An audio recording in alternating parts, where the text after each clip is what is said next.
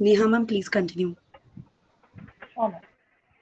Good evening and a warm welcome to one and all present here on the second day of 8-day online faculty development program on research in humanities, commerce and management, opportunities and challenges, conducted by Prahladrai Dalmia Alliance College of Commerce and Economics, organized by IQAC in association with Institute of Advanced Studies English, Pune, and Research Foundation of India. It is indeed a great pleasure to have with us a large number of our academic fraternity on this digital platform.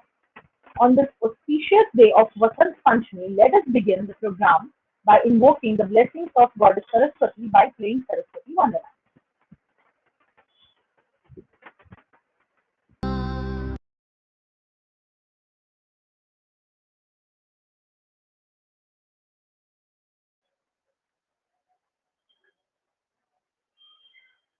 We are indeed very glad to have our keynote speaker, Professor Dr. Dilip Barad sir.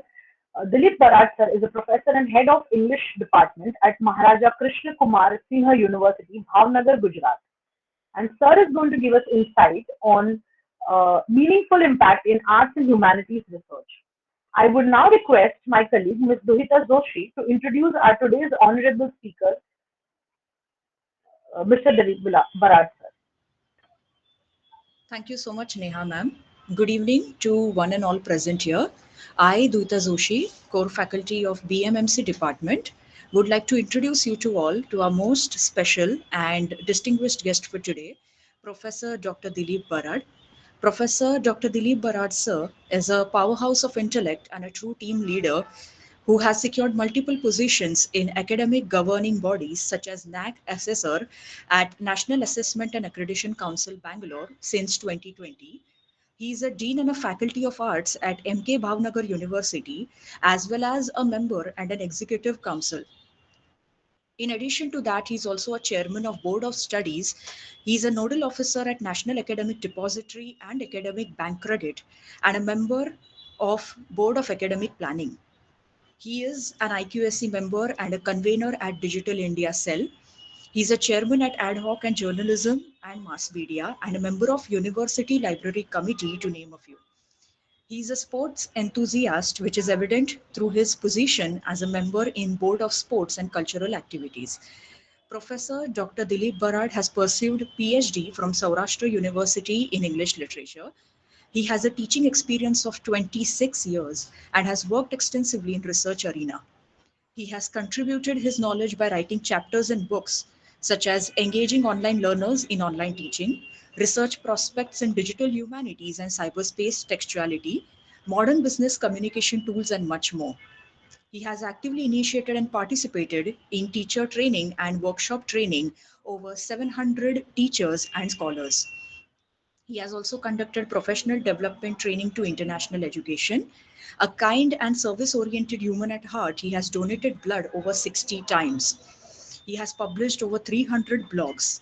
Throughout his academic career, he has guided innumerable students for their doctoral thesis, MPhil dissertations, and master's dissertations.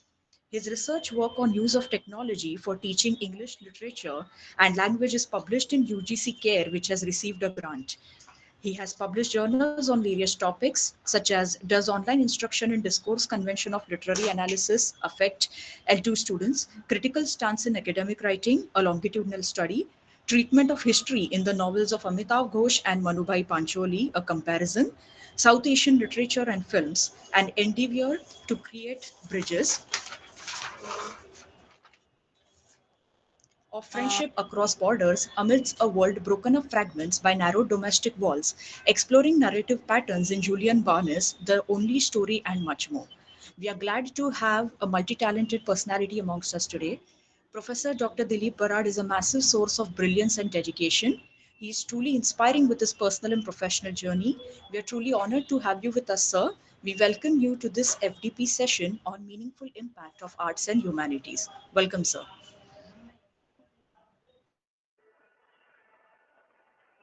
Thank you, Duhita ma'am.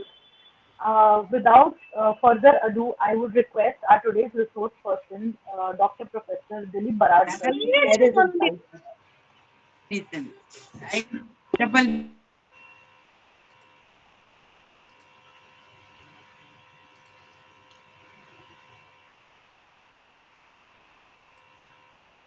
Yeah, a very good evening to everybody, all the participants. Uh, Thanks to the Institute also for giving this opportunity to share some ideas with the fraternity of research. The topic is quite challenging in a way that I have selected. There was a wide range of topics being given. And I can't say that the topic that is given to me, but that is what I have chosen for my presentation. And while working on this, I realized that it's quite challenging to work on this idea that is meaningful impact of research, and that too of arts and humanities. We know that arts and humanities is as such in a perennial crisis for many decades now.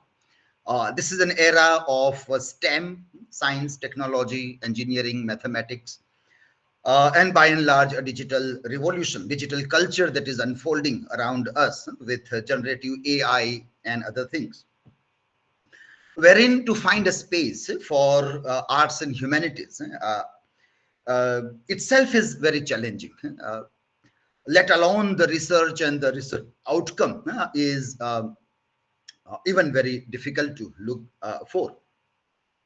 I try to look at this point from a slightly historical perspective and try to see that how we can make something meaningful from the research area which by and large we are selecting. Our students are selecting, our research scholars uh, in the few states which I have visited for either PhD vivas or RDCs for the selection of students, and I've come to know generally on which area we are working on. I remember this book. I would like to share this title and the book also. The Fuzzy and the Techie by Scott Hartley. And this subtitle is something very interesting about this. This why the liberal arts will rule the digital world. Why the liberal, I hope it is visible to everybody, will rule the digital world. Now, this is something that attracts the attention that, well, this is something that we are looking for, that how in the digital world liberal arts humanities will be ruling. And Scott Hartley in this book is quite hopeful, gave some very interesting examples that in the world of commerce, economics, business management, various startups and other things, how the people belonging to humanities and arts, with their creativity, with their innovative way of looking, are making a way out, or a collaboration with humanities and the commerce or management are joining hands to give some successful stories. So even with all the perennial crisis, there is a hope. There is still a hope that lies somewhere, which becomes interesting to see also. Let me share my slides to have a look at some of the things that we want to share. Let me share the PPT. Yeah, I'm sharing a screen. Okay.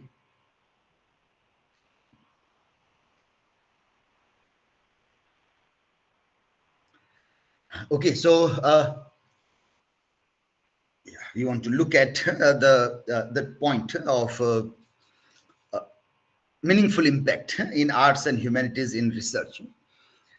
So when we look at this idea, or when we question, or for example, I tried this with an AI tool, with Gemini, Google, and I asked that, well, tell me something about this. And it told that it is a very complex topic with multifaceted perspectives, as we know it, it is there. But what makes it a very complex topic, or how it turns out to be a multifaceted perspective? Well, the AI tool told me that there are this four forms of impacts which can be seen of arts and humanities. One is academic, wherein whether our research work is expanding knowledge or not. If so, we can say that there is some meaningful impact of our researches. or challenging existing understanding. Is our research leading to challenge existing understanding, or we are just reinventing the wheel again and again?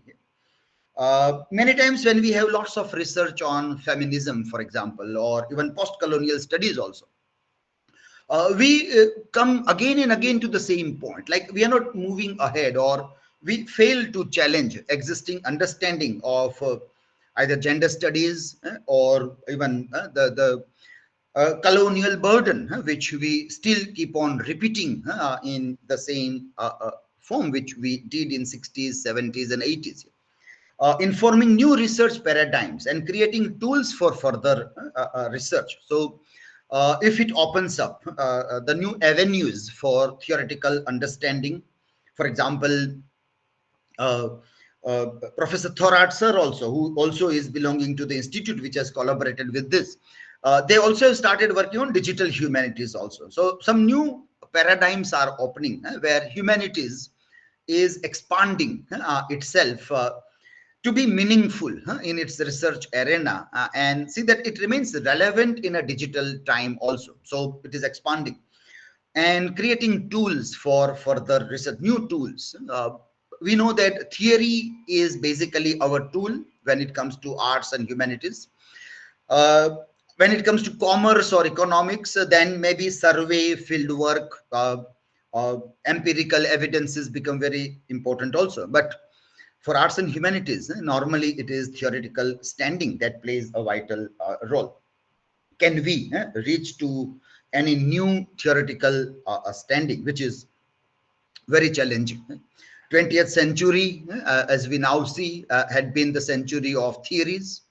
And then later on, we started talking about death of a theory, end of a theory.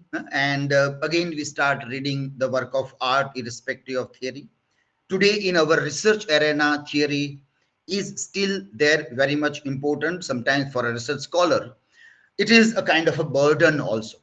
As a kind of a burden, they sometimes take it, and they want to get free from theoretical scaffolding. But we, the research supervisors, keep on telling that, well, you will have to frame your research within the theoretical background. So, but are we? We are looking for that somehow our research scholars can come out with some new theories. That cultural impact, if you want to say it is meaningful, then shaping cultural narratives, sparking public discourse, though it is very difficult nowadays to spark any public discourse. Somehow we find that there are lots of police cases nowadays. If people try to spark any public discourse and if it becomes quite controversial on the ground of culture or religion or literary interpretations or political right and wrong and left and north and south and lot many things. And so sparking public discourse is not an easy task, though we want to see that arts and humanities, if its research has to be meaningful, impactful, it has to uh, walk into this troubled waters also, influencing artistic trends and preserving cultural heritage also. Societal impact, promoting empathy, understanding, and critical thinking, also informing policy decisions, addressing social issues, and fostering community engagement. So, if our research work, if it promotes empathy, now, whenever it will be about empathy, it will always be about the people who are downtrodden, the people who are on the margins, the people who are on the peripheral of the society, culture, religion. Then that you have to talk about that if you have to be meaningful, impactful. But nowadays, what happens by and large is that if you are having any theoretical way of looking at the downtrodden or the people who are unconsoled, the people who are being somehow beaten by the systems or institutions, then you may be like classified or categorized as Marxist or urban Naxal or whatnot. We don't know. So uh, these are all very challenging things which arts and humanities is undergoing. That your very domain to have an impact, meaningful impact in a society or a culture, was highly controversial, let us say, or it was something that uh, will challenge the power dynamics. And when we sometimes come enter into a time, or time changes in such a fashion that uh, it becomes very difficult to remain relevant with our own discipline, very nature of a discipline which tries to have empathy for the downtrodden, informing policy discussions. Again, something very challenging, that the policies of the government, if you like, universities are always known for having open discussions on whether it is economical policy, or the commerce and the dynamics, or how the freedom of speeches are uh, given spaces in our how the films are filmmakers are not worried about censor board, or the writers don't have to worry that if some people from fringe elements will come and try to attack, then I have a system, police system will protect me and my freedom of speech. And for all this thing, there is policy discussions which are required, and somehow people may feel that maybe very few spaces in universities or academia has been left out where they can do this freely also. Now, these are very interesting challenges for meaningful impact also. Economic impact, contributing to creative industries, tourism, cultural events, and educational initiatives also. So, how would our research help in building industry startups? As this point I was talking about, this fuzzy and the techie, the book Scott Hartley. Well, he says that the liberal arts people are very helpful in startups and creating industries, tourism, and many other things also. So if our research is in this arena, in this direction, then perhaps we can say that meaningful impact of arts and research can be seen also.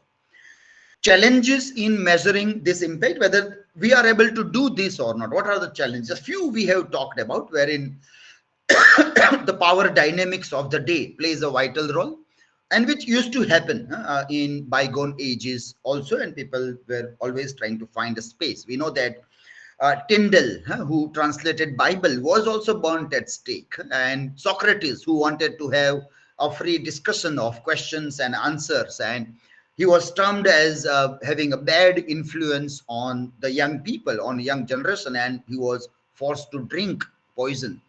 Uh, and even people like Jesus might be hanged on the cross, or innumerable such examples we can see. But apart from that, measuring the impact of arts and humanities research is very challenging also. Why? Because it is intangible and it is very subjective also. The impact of arts and humanities research is often qualitative and can be difficult to quantify with traditional metrics. So if it is in economics or in commerce, I will get some data. I'll get some figures, and I can say economical development, the GDP. We are growing so far as the GDP is concerned. We are in the top 5 economies of the world. There are some figures which can support those things, and one can do. But arts and humanities research is qualitative and very difficult to quantify. Then its impact is of a long-term nature. The effects may unfold over years and even generations also, making it hard to track immediate outcomes. So when Stover Beach writes a novel, Uncle Tom's Cabin, and it has its own effect on the slavery movement of America. But it takes time that how one creative work has its own influence on writing. Or when Thomas Hardy wrote Jude the Obscure, even Tess of the D'Urbervilles also, when he wrote and the society was unhappy. And somehow he was so criticized that he stopped writing novels. But then after several decades, we find even English people also found that he was a classic writer. And today his home and everything is a heritage sites in UK also. So it takes time to understand the contribution of arts and humanities, creative or critical.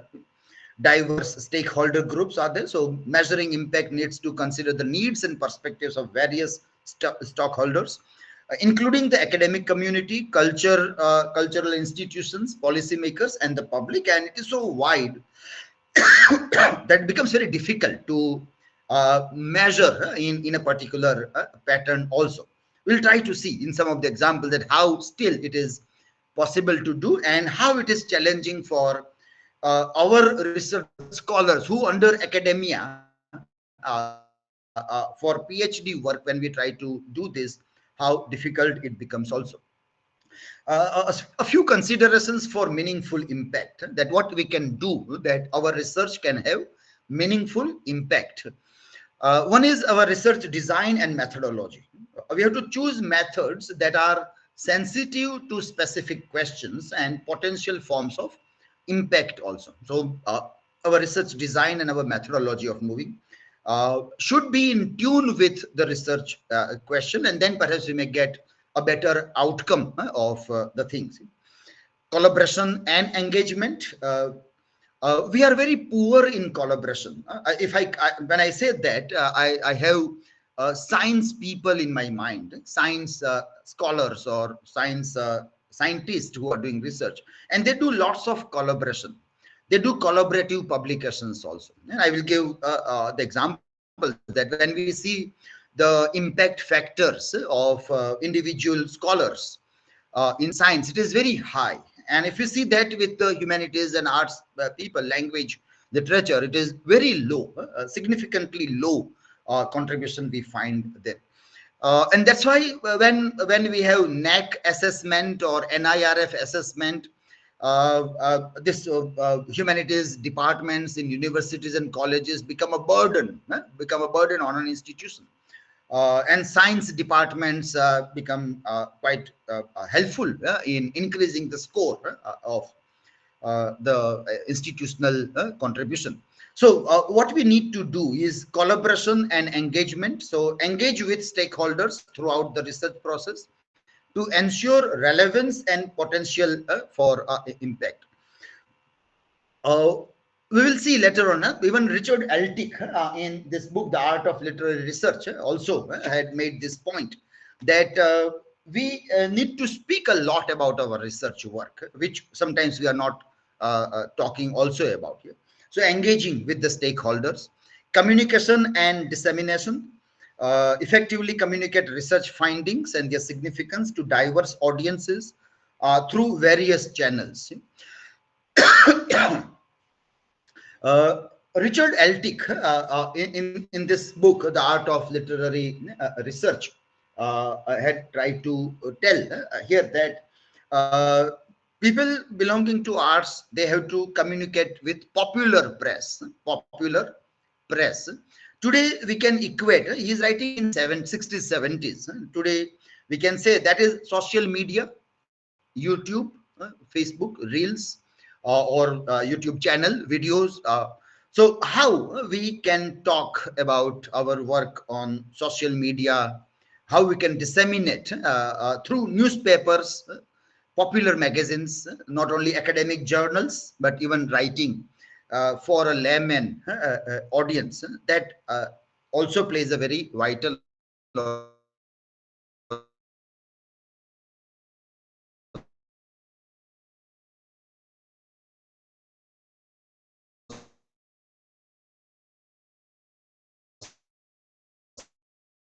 significant role in qualitatively also. Now find that like myself also, if I give my own example also, then my PhD work, I don't go back and look and evaluate or reflect upon it. Rather, normally everybody might have the similar experience by and large.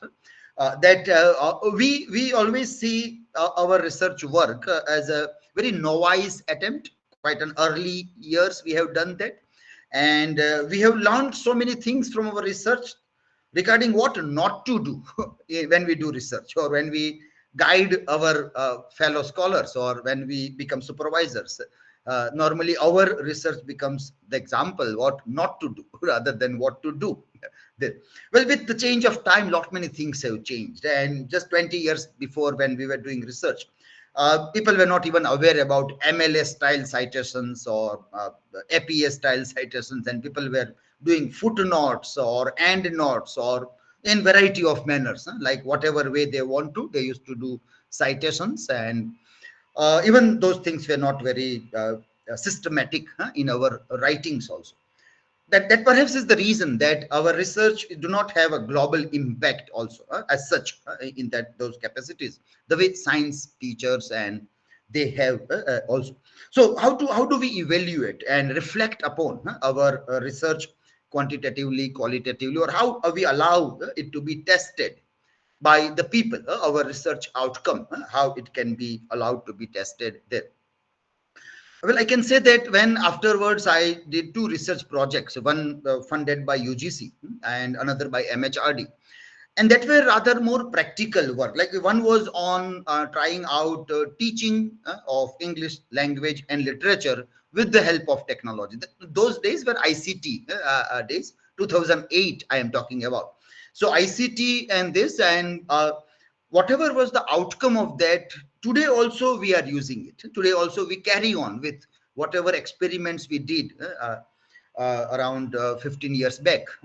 Uh, are useful even today also. So when we entered from ICT into digital, into artificial intelligence, the experiment that we did, the action research that we did, is very useful even today also. One of the outcomes of that research was about digital portfolios for students. Digital. So it is not that only teachers use technology is good, but even students should be using.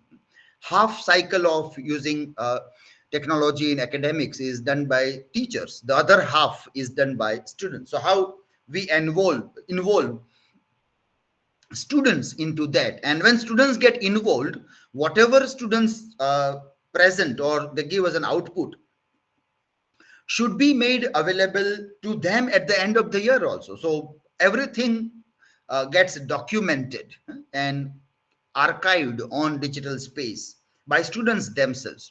So then one can say that, well, that research work is today also useful in teaching literature.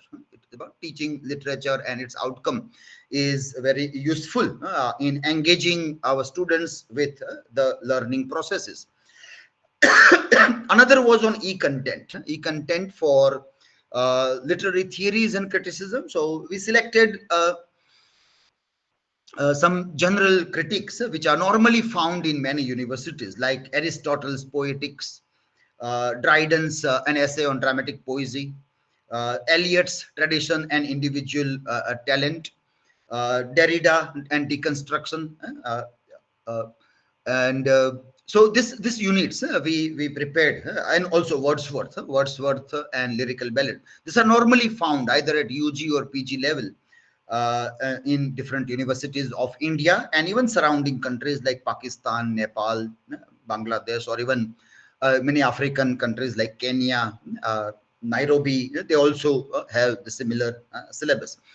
So after reviewing that, we found, and it is doing quite well. Today, it is converted into bridge courses also, add-on courses also. Those video resources are useful even today to our students and many other people also. So whatever is our research outcome, how is it useful to us after 10 years down the line, qualitatively, quantitatively? How do we look at those things? So if I have done a pure study on like feminism or post-colonial aspect, perhaps I'm not able to see its impact very readily, but I have done some practical work, like teaching literature or something that is generated in form of e-content or some methodology of teaching. Then it is applicable again and again. It is replicated by in different groups of students, different institutes, and it continues. And one can say that, well, this is useful also there. So how we can consider the meaningful impact of the research also. Some of the random thoughts I referred very briefly about from Richard Eltick's book. I'm not really going to read everything, but few ideas which we can use to make our research impactful, or we can keep in mind what Richard Eltick had also said way back in that book, Art of Literary Research. So he's not talking about technicalities of literary research, not the science of literary research, but art of literary research. In this art of, so some attitude and aptitudes, which becomes very important. This. He says the scholar's eye is like a poet. Well, we can say it means that the critical insight of a scholar is also very creative. It means that our game plan is all about interpretations. How well we interpret the available arguments to us. We don't have data as such, but we have several ideas. And how can we interpret those things? How creative or imaginative can we be in our interpretations? Hermeneutics, as we god Hermes, Greek god Hermes, and it was used for interpretation of religious books like Bible, but that is becoming very important for literary research also. So interpretation is something like asemplastic imagination. Coleridge used this term in Biographia Literaria. I remember Homike Bhabha in one of the television interview. He was talking, being a professor at MIT, and he was talking about Humanities Center at MIT, wherein he said that the way laboratories are important for sciences, in the same way, interpretation is important for humanities.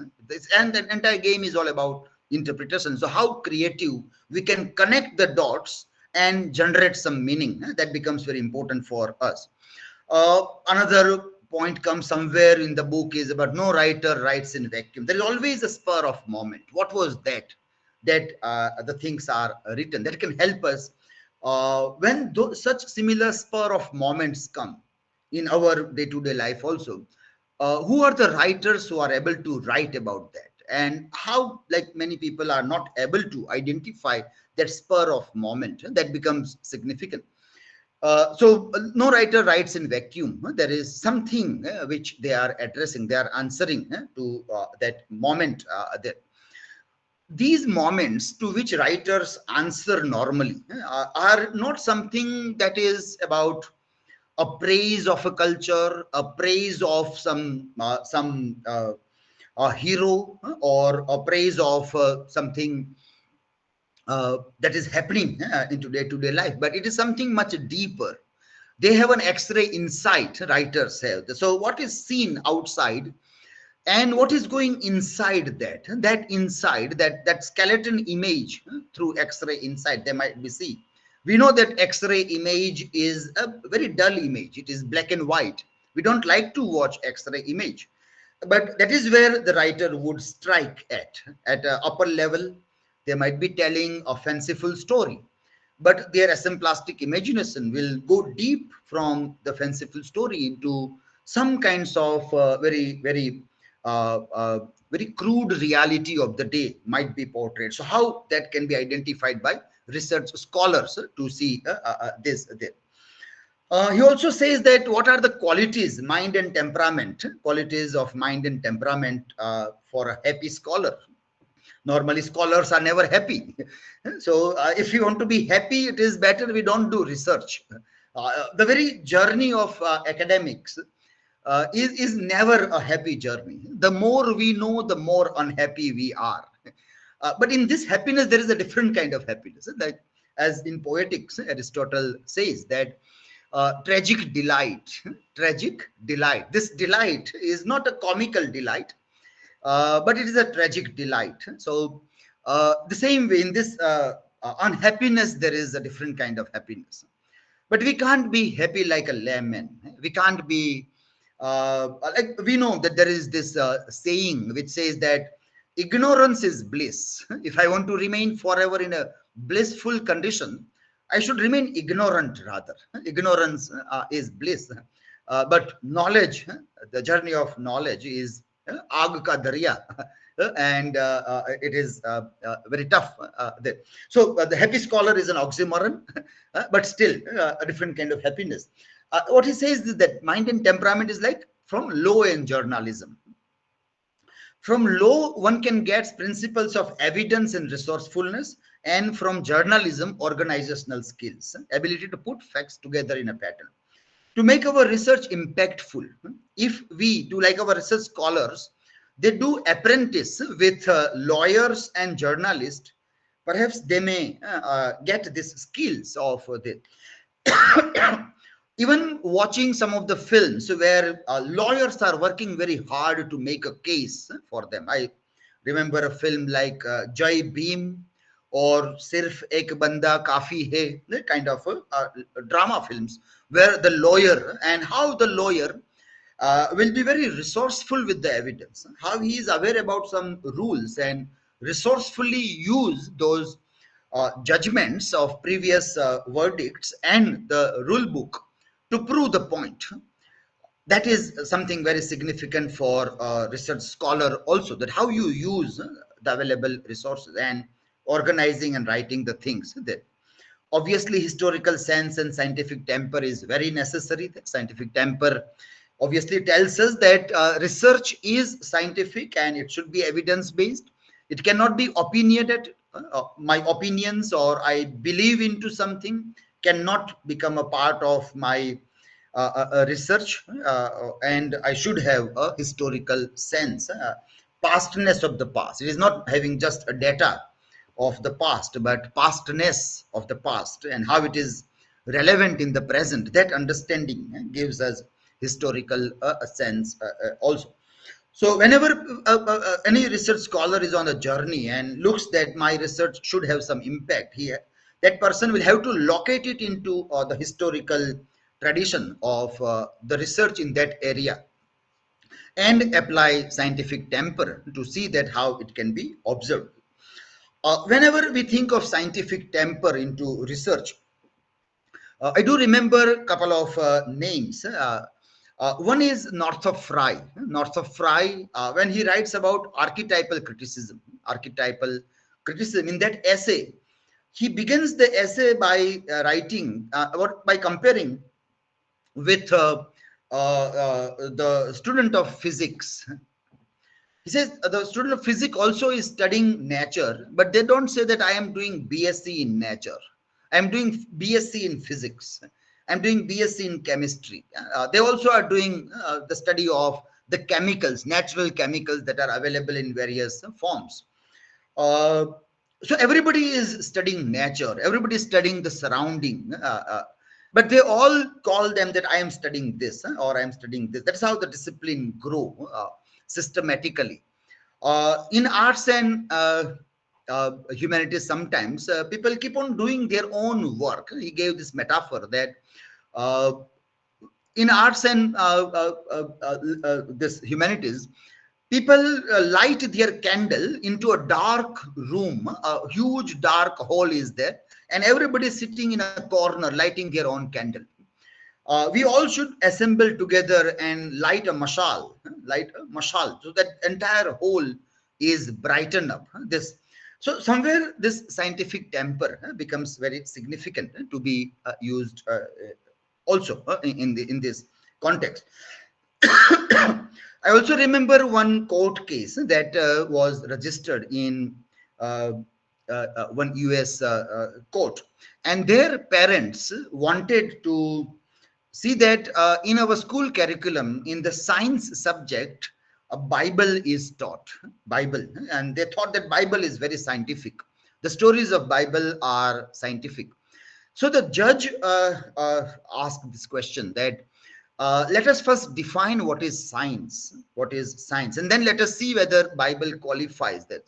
And then they thought of this, and they identified that research. Let me share that slide itself here. Yeah, let me bring that slide here. So I can recall some words from that. This anecdote is from this book by Alexander Bird, Philosophy of Science. In this, it is there. So that was William Overton's quote, where it was going on. So it said that science is something that is guided by natural law. It has to be explanatory by reference to natural law. It is testable against the empirical world. Its conclusions are tentative, are not necessarily the final word, and it is falsifiable also. So, if now maybe any religious person, if their holy books are scientific, and if they are told that, well, it has to be falsifiable also, then maybe most of the religious people will not agree with the idea that things written in my holy book can never be falsifiable. It is eternal truth. So then it becomes problematic. Science is always tested against empirical world or guided by law of nature, that has to guide the things there. Now if it fails in this, if the story tells that it was the Adam who was created first, and from the rib of Adam Eve was created, so from the womb of man woman was created, if that is the story, it doesn't follow law of nature. We see today that it is from the womb of women that the man comes out. It is never the other way around. It is with all the species of the life, birds, animals, everywhere. That is a natural law. So if the story of Genesis is going against the law of nature, then how can it become a part of what we call it as science? So that is where this idea, scientific temperament, this way we keep in mind that when we do research, am I working on the idea which is just opinion of something, belief systems only, or is it really a knowledge system? So today, when we talk about Indian knowledge systems, Bharati Gyan Parampara, many times many people confuse the things between knowledge systems and belief systems. So this needs to be talked and discussed, that what is the belief system and what is the knowledge system. At least in the research arena, scientific temperament will have to question this and see that how things can be proven with law of nature and falsifiability also. So this part, well, let me skip this part. Yeah, code of manners and ethics are there. This slide also is very interesting. Richard Eltick says this, that in scholarship there is no prejudice born of national origin, creed, color, or social class. We live in truest democracy of all, the democracy of the intellect. This quite relevant, quite interesting, quite important also in our times also, that knowledge systems are cannot be considered as national. It has to be of all human beings. So somehow our discourses enter into this unnatural discussions about the national origin of knowledge systems, and then we have lots of debate about things coming from my country is better than your country. Uh, we are born accidentally into a particular country, and we have lived maybe 20 to 50 years, and we may live another 20 to 50 years perhaps here, and then we don't know whether we will be. So it is a very brief moment of time that we are in one or the other country, but somehow we think that perhaps I belong to this country for centuries, for billions of years. I belong to a specific country, and then I become a very proud of the national origin of the thing. So Richard Eltick reminds that there should be no such prejudice of national origin. Even if somebody has committed a mistake in past about connecting with the national origin or creed or color or social classes, then also we should try to come out from those prejudices. It should not be continued as such that some people born in a particular caste or a class have control or domain over knowledge systems, that some people born into some of the races, they are supposed to be intelligent people, The other people who are born into some races are supposed to be criminal minded people. Now those things uh, should not work into the arena of scholarship also. And that is where truest democracy of all, the democracy of the intellect, becomes very interesting also.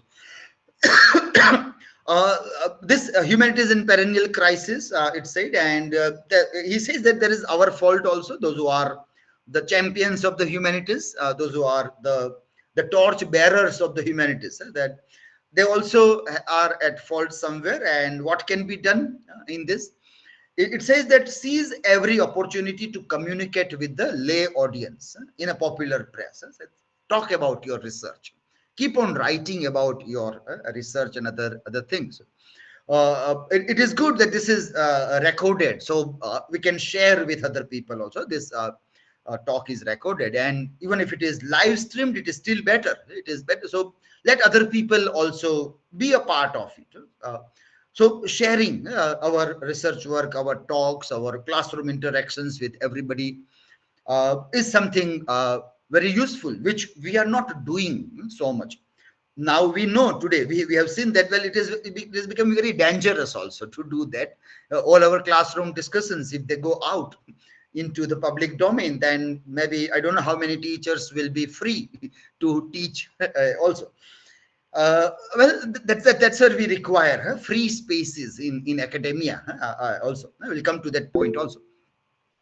Then to educate students also, and to lead students to extensive reading for critical analysis, with a purpose of creating new and fresh ideas appropriate in this our time. This creating new and fresh ideas. Now sometimes we face this challenge that we are very much backward looking also. We look back. We think that the gone time was a better time. We think that that was the Sat Yug. This is Kali Yug. Sat Yug was a good time. Kali Yug is a bad time. Somehow we go with the phoneme of the word Sat Kali. Kali means something bad, and Sat means something good, and then we try to remain into past, thinking that that was a better time. If we rationally, critically analyze the time frame, then we find that today in the history of humanity is better than the yesterdays, and we have to see that tomorrow becomes even better than today also.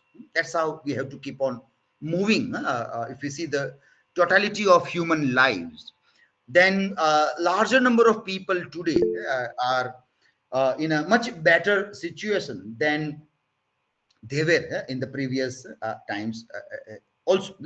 There is one hand raising there, Sunita, Dr. Sunita. So if you want to ask anything, hand raise is there. So uh, is it just by mistake? Yeah. Probably by mistake, sir. Acha, okay, fine. Yeah. Okay, so this is also this. So how this can be done about creating new, fresh ideas appropriate to one's time, what is our historical sense of looking at everything, and how we can move ahead so that we can create something that is meaningful or impactful also. If we look very quickly historically at some impactful researches in our humanities, wherein a lot many things are there in humanities here. For example, we have anthropology, psychology, sociology, economics, management, commerce, and whatnot. Like it is so highly multidisciplinary things that everything comes under humanities. Social sciences also somehow become part, and literature deals with everything. Literature stories are about almost everything that happens in the world. There is science also in stories, there is technology also in stories, there is management also, economics also, everything becomes a part of that also. So even if we see these names, that these people were somehow game changers also.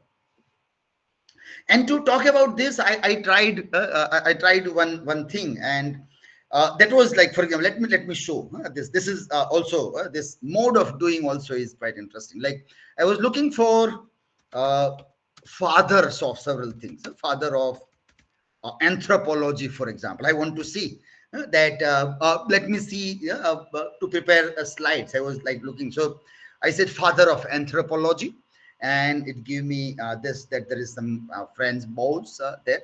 And then I found this also. People also ask, who is father of Indian anthropology?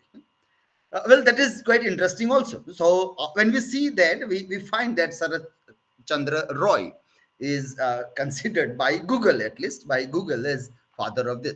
Now, this way of looking also is quite interesting. Now, in the history of knowledge systems, this use of Google search engines or internet search engines or AI, the way it is helping us to reach out to knowledge. So, with parallel, when I see that most of these fathers are coming from Europe only, and there is nobody as a beginner in my country.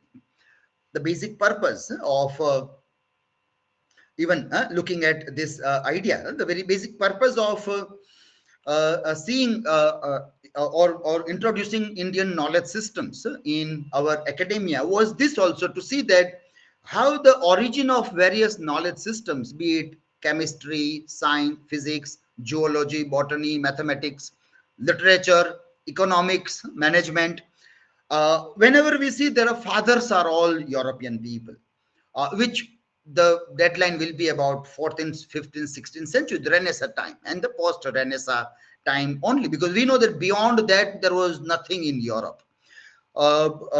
Even the languages, modern European languages were also not having a proper shape or structures. Uh, Modern Indian languages, MIL, that we say MIL, modern Indian languages, where Gujarati, Marathi are the part of this modern Indian languages. They are also older than the modern European languages. They are also quite older than this. So this knowledge systems in Europe grew after Renaissance in most of the thing. So it doesn't mean that it grew then only. It was existing before that also. But where is that tradition? Where is, and when I want to see those things, how can I do that? And it's very difficult.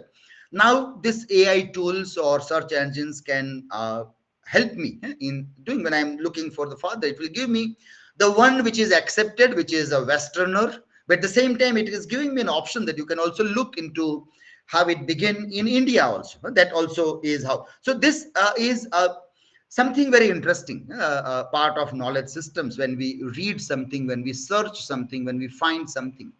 Earlier, when we were going to libraries to see and find the things, uh, it was not giving us this opportunity to readily offer us something that is what we are also looking for also. So let me share the slides here. So when I was looking, it was interesting to see that we are able to get some of the Indian names also in the list of those things. But this all people, they had contributed a lot in 20th century also, or beyond that. Most of these things happen a lot in 18th, 19th, 20th century. And anthropology, psychology, sociology, economics, management. Uh, I don't want to go into that, how the Indians contributed, but let us see that the discipline, the knowledge discipline of arts and humanities from any country they might be coming on, they contributed and they played a very vital, significant role in wherever we are today. Today, humanities, social sciences may be in some kind of crisis, but uh, in a few decades before, most of those things were controlled by them, and today also these are the base of the knowledge systems and whatever researches we are doing, and we are growing also in our field, like literature. When we talk about Derrida, uh, philosophical ramblings of Jack Derrida had influenced almost all the disciplines also. All, like, do not naturalize what is not natural, or how to look for the origin of the origin. Most of the disciplines of social sciences are affected in one or the another way by Derrida. So he's reading this paper in a seminar, this structure, sign and play, had a very impactful, very meaningful impact on so many other researches also. Simone de Beauvoir's existential observation, this about existence precedes essence into feminist and then say that one is not born but becomes a woman, which drastically changed the gender dynamics of the thing, and how rather than the biological things, which obviously is different, but still there is a sociological construction of the human mind, which plays a significant role. And we can say that it is affected so many policies worldwide are affected by this. Recently, we had a guideline also regarding the use of language. Supreme Court of India also has given, United Nations also has given the guidelines about uh, socio-psycholinguistic and which language and how it should be used. Everything is happening because of such researches that happen in the domain of this also. Such books played a very vital and significant role in anthropology and understanding cultures of the world also, which obviously told that there are so many rituals which are so commonly followed by the people in far-flung places. Or Fraser's The Golden Bough also connects with myths and cultures, myths and rituals, and variety of things that people keep on doing for so many years also. So that opened the eyes of the people in 20th century, and it helped in seeing the world in a much different manner. Also, rather we started looking towards world literature also with such dynamics also. When we think of translations and comparative researches and its impact, then we do go into the history of translations, and we find that how William Jones's translation of Manu's Dharma Shastra, hymns to Hindu deities, or Kalidas's Shakuntala, which was done at a time when French Revolution is going on in Europe. And during the same time that in England there is this Romantic era, 1798, where Wordsworth and Coleridge, young people, are writing something. And almost a decade before that, Shakuntala is reaching in English language to England, and then very quickly translated into so many European languages, and it goes to Germany around 1820s or 30s. And Goethe gets highly influenced, as we know. Uh, and when he wrote Faust, he wrote the preface in the style of Kalidas also. And when he talk of Welt literature or world literature, he is highly influenced by the Sanskrit translations, which are made available by William Jones. So, how the knowledge systems of India, way back in 18th century, was traveling from here to there by the translations. That is such a valuable, impactful contribution of translation studies and researches that one can always put there. Even in comparison also, if we even start with Dryden or beyond that, and then we come down to Indian comparatives like Amiya Dev, Sisir Kumar Das, and between we have German school, French school, American school of comparative studies, and with all those things, how we see today that comparative Indian literature is the need of India, and how Amiya Dev and Sisir Kumar Das quite successfully argues about the space for Indian literature. And if we can reach to the idea of Indian literature, which is manifested in multiple languages in different ways, perhaps Indian comparative literature can give us a better idea, because it is very difficult to find any Indian who can read all the literatures of India. We have such a variety of languages. In last census, it was more than 1600 languages which were spoken and written by Indians. It is more than that also. It was recorded 1600. We give Sahitya Akademi Awards in 22 languages, only 22, only, yeah, only 22, but 22 languages we give Sahitya Akademi. Around 18 languages we write on our currency notes. So out of lot many languages, 1600, somehow 18, 22 are the official accepted languages where their literary expressions are also considered as something significant. So Sahitya Akademi awards are also given in 22 languages. So in this now, it also is very interesting to remember that in this 22 languages where we give Sahitya Akademi award, Indian English also is there. It is Indian English. It's not the colonial English. And that is where this point that when today people fight that should English be considered as a colonial relic, and shall we do away with English language? Well, one can say that we have already won the battle of English language. We have owned English language. We have made it our own Indian English. When Salman Rushdie's Midnight Children is winning Booker Prize, not only once but thrice.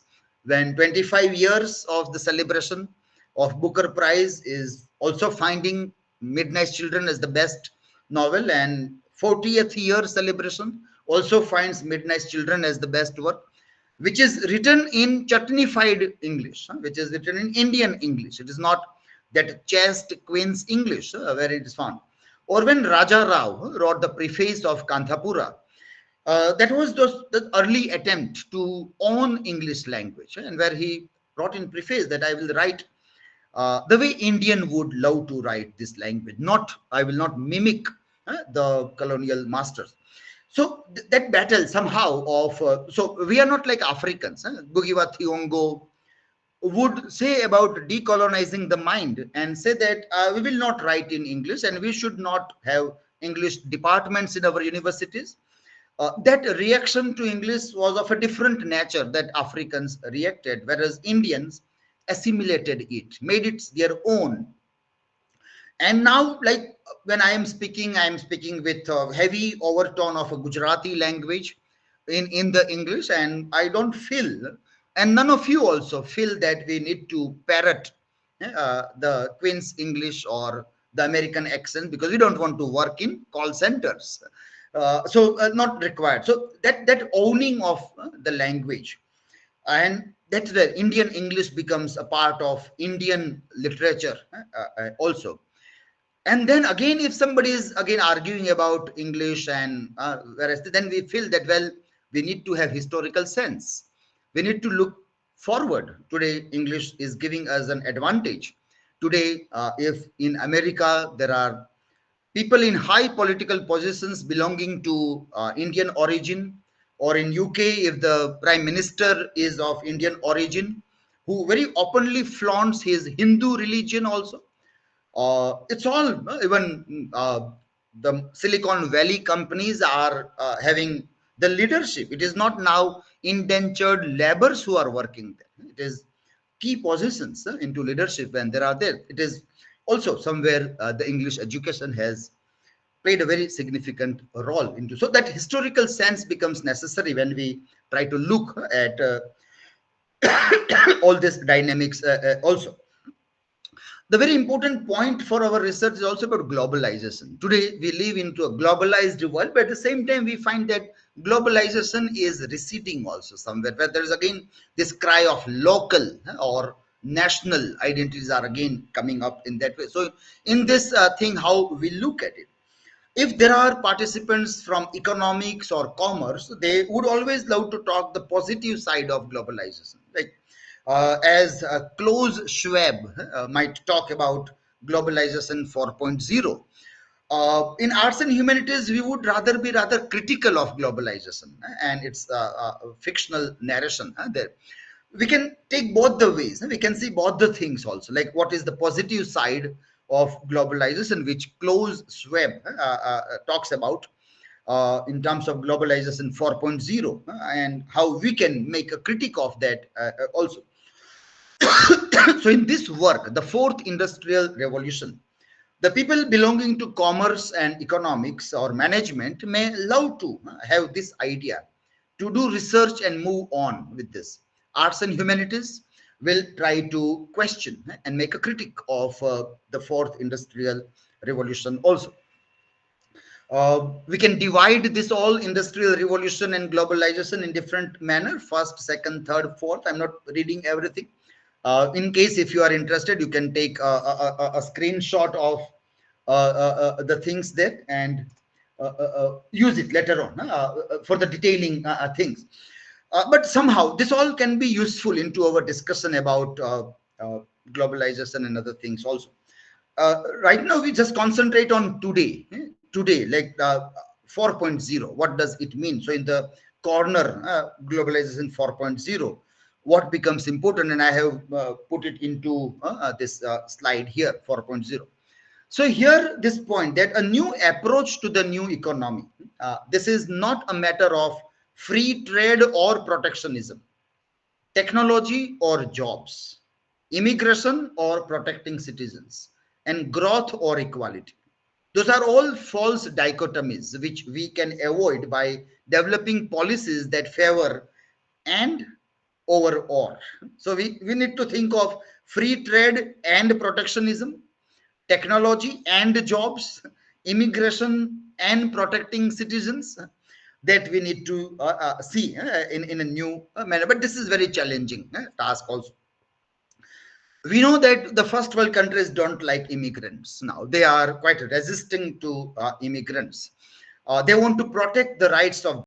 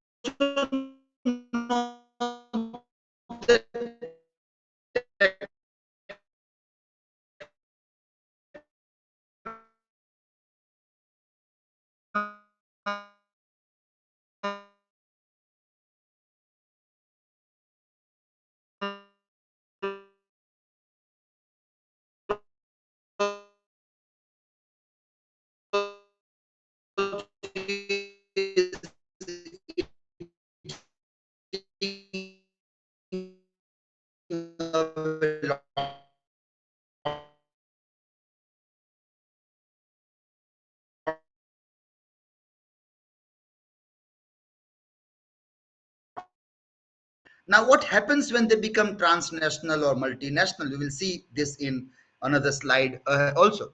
And that is that they can easily commit a crime in one country and then go and live happily in another country. So why Noam Chomsky would say that why there is no globalization of legal systems? A criminal of one country is criminal everywhere. Why that can't happen there? We know so many defaulters, financial criminals of India are living rather happily in the other countries also, and it is very difficult to bring them back and penalize them in the country. So, globalization of corporate world, multinational identities, transnational people, they don't belong to one country, they belong to so many countries, and they can like easily escape by committing a crime in one country to another one. So, he says that we fight that this is Chinese, this is American. Ultimately, everything is corporate world. It is Chinese company or American, it doesn't matter whether you are purchasing goods from China or America or India. It is the corporate world which is ultimately winning and smiling.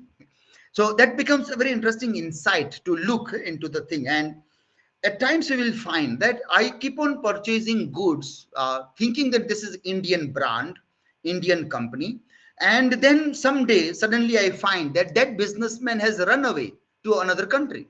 He was constantly investing his profits in a foreign land, and now he is a foreigner. So for a decade I was doing the seva rashtra bhakti I was doing in the name of Swadeshi products, but then that money was already going to the foreign country. Now that person also is a foreign national also. So how one can think of globalization and the things there. Skip this part. Thomas Friedman also had a very interesting thing to offer in this. Thomas Friedman, when writes about the Lexus and the olive tree, in this work, he made one comment which we can use it. Thomas Friedman also is pro globalization, pro capitalism. He is also pro capitalist. We know that in literature, normally we are anti capitalist. and our most of our discussions are also questioning capitalism in one or the another ways also. So this last line here, when he says that we need a strategy for how to choose prosperity for your country or company. Now, this word we can play on it, and we can say that how the company is becoming a country, or a country is becoming a company now. So when a particular company in India is under a threat, or it is challenged that they are doing malpractice,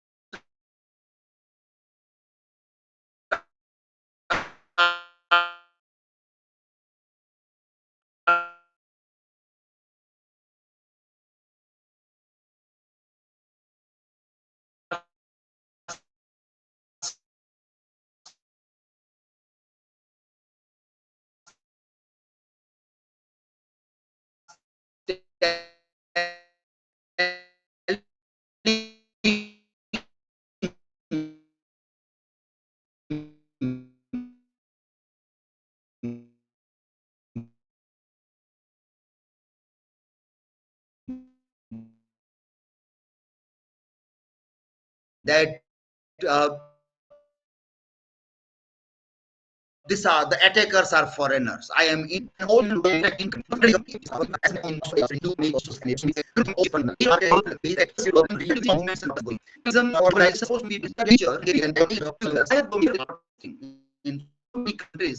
study movements and protest in our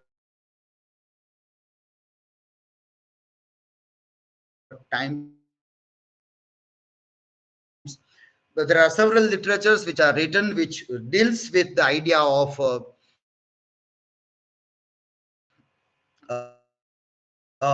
protest and movements pro and anti-globalization in different parts of the world. Very recent work by Arundhati Roy, the Ministry of Atmosphere has Brahmangali, where studies on protest. And now is our researcher or arts and humanities also will have to deal with right-wing research organizations and its impact on the thing. So Prager EU in USA, if you will watch videos by Prager EU or the website and other kinds of things. So how the right wing way of looking plays a vital role. Infinity Foundation in Rajiv by Rajiv Malhotra and the things there. This book here, Snakes in the Ganga, becomes very interesting to be seen also. Sandeep Sanyal, they are very popular historians coming up nowadays. The histo-influencers, we can say, because Vikram Sampath, Minakshi Jain, and even the publications like Garuda Publication House and other things also. The last line, histofluencers, feeding little lies with dried YouTubers. I have borrowed these lines from the Westland. T.S. Eliot writes in this, feeding little lives with dried tubers. It was there. I just turned into this, feeding little lies about history with dried YouTubers there. So how will we work on this? How this, the making of a mind of today's time, which is leading to many of the misinterpretations in the name of decolonizing the mind, decolonizing in the name of that. Lots of those narratives are going on. How arts and humanities will remain relevant and impactful in answering to these challenges also. This is also there in America. Niall Ferguson also has suggested that this all area study should stop down, and it is they all think, all these people of humanities think that America is the problem of all the problems in the world. People very openly say that if there is only one country after Second World War which had been at war with other countries, it was America. And you teach that in US universities. So many Indian professors would be teaching that. So they all say that Western civilization is of worst kind and it has not given anything good to the world. Western civilization is all bad things there. So why should we fund such professors? Why should we fund such departments in our US universities which talk about this? So that is, there is this right wing impact in American systems also. So how we need to look at the things? In today's era, controversies is one thing in art and literature, or forbidden literature, or banned literature, or like many voices are now forbidden, like be it America or any part of the world today. There is lots of resistance against free speech or freedom to investigate anything, even critical reading, because we know that a few years back, uh, people used to read Ramayana from feminist lens and used to prove that, well, things are not going well with Sita. If you are having feminist lens, then you will obviously take side of Sita. But today, when people read such papers, there are FIRs against teachers who are reading the paper. So, what is this nature of controversies? How it has happened in past? How will this time end also, or what will happen in this time when there are lots of things? So, though very challenging, but still, this book, Forbidden Literature, Case Studies on Censorship, can help people into enter into this area and can give some meaningful answers to the time in which we are living. Post-truth, battling with post-truth, we need to say, because we today we find that many people think that stories are truth. Myth is a myth. Myth is has traveled over generations through spoken mode, oral literature, and we know that when people talk about the things, there are chances of so many lies creeping inside. So if something has lived over 1,000 years in oral tradition, there will be lots of mixing of what actually happened and how it is narrated. But somehow people say that no, this is truth, it is written, it has to be like this. Or the larger challenges are that today many people consider that the cinema is speaking truth. So if there is a film made on some historical event, they start taking that this is a true history and we should like uh, teach our kids this history. This history is not taught in our school books because our school book writers were Marxist. And now let us go to watch film Kesari and see the history there. So when people start looking at a cinematic adaptation, or wherein creative liberty is allowed to people to take as a history, then there is a huge problem. So how can we deal with this idea in our researches, that what we see in earlier, say earlier when we talk about Aristotle, when he was answering to Plato, when Plato said that writers are liars, the point was this, that he wanted to say that no, it is lie, but still it is truth. There is a different kind of truth in literature. That now there is a different thing. Now people say that if it is written, it is truth. So we have to say that no, you can't consider that as truth as such. It is metaphorical truth. You have to remove the metaphor before you consider that as a truth also. Digital culture, and now we enter into the arena of generative literature also.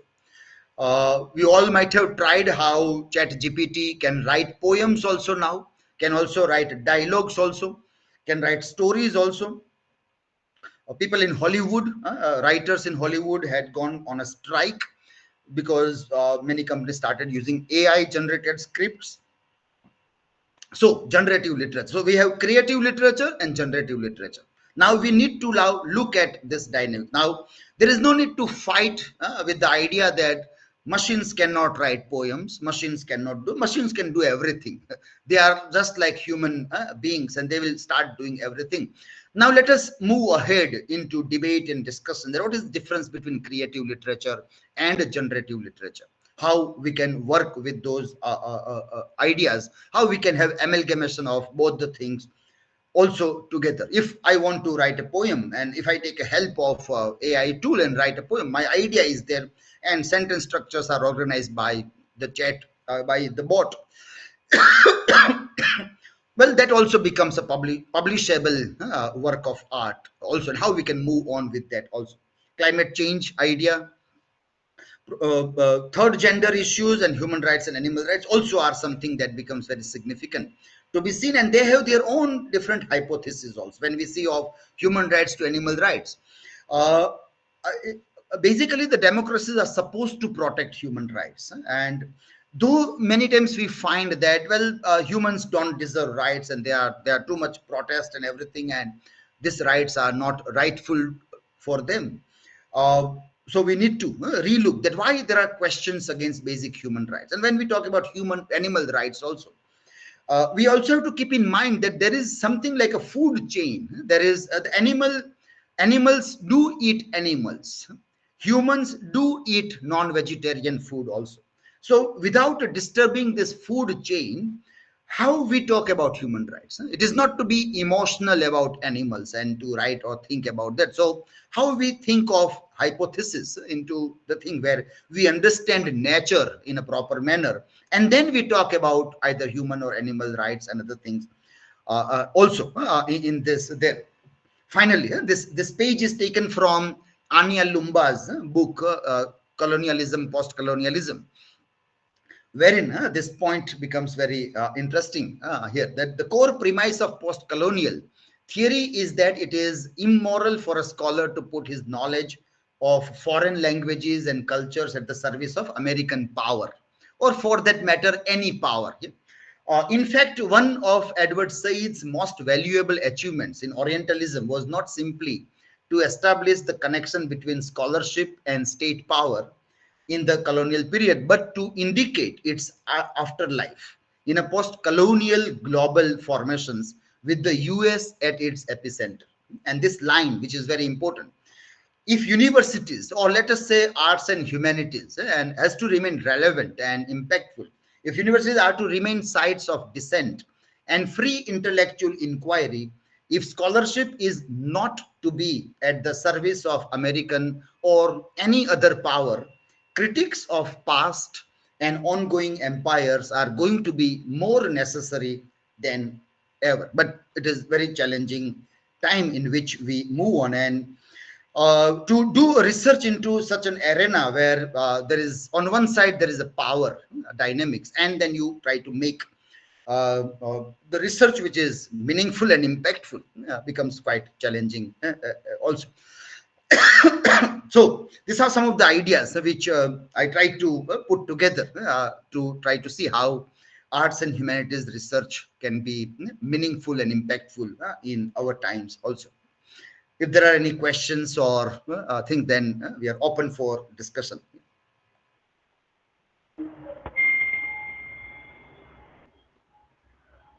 Thank you so much, sir, for your insightful presentation. I believe everybody would agree with me that your expertise in the field of research and English literature was evident, and your insights provided a new perspective that generated a very thought-provoking discussion among all of our audience. And we all were thoroughly engaged, and we learned a lot from your presentation, sir. And now I would request our audience that the mic is open for discussion. So you can obviously ask your queries and doubts to sir.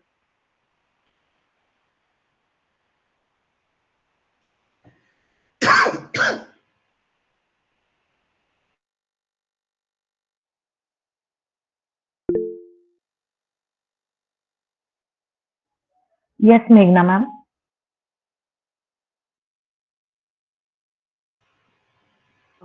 Good evening, sir.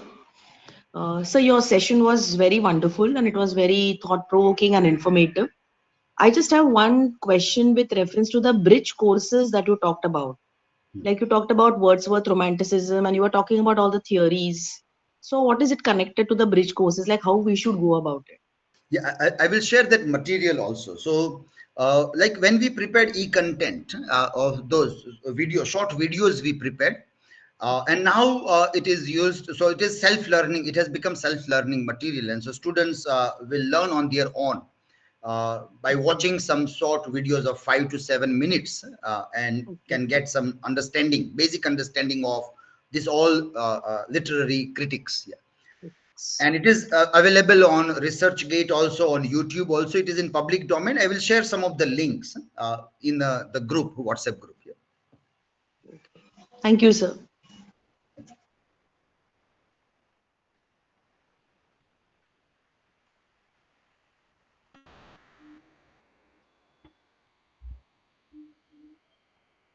Anyone else would like to ask any questions to sir?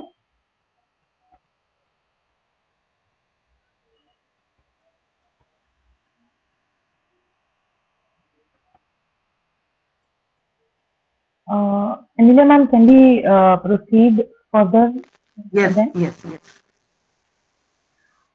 So I would like to thank Professor Dr. Dilip Barad sir for giving us a great insight, and I am myself pursuing MA in English literature. So today's session was really helpful for me personally also, and I would like to thank our principal, Dr. Professor Dr. D. N. Ganziwar sir, our vice principal,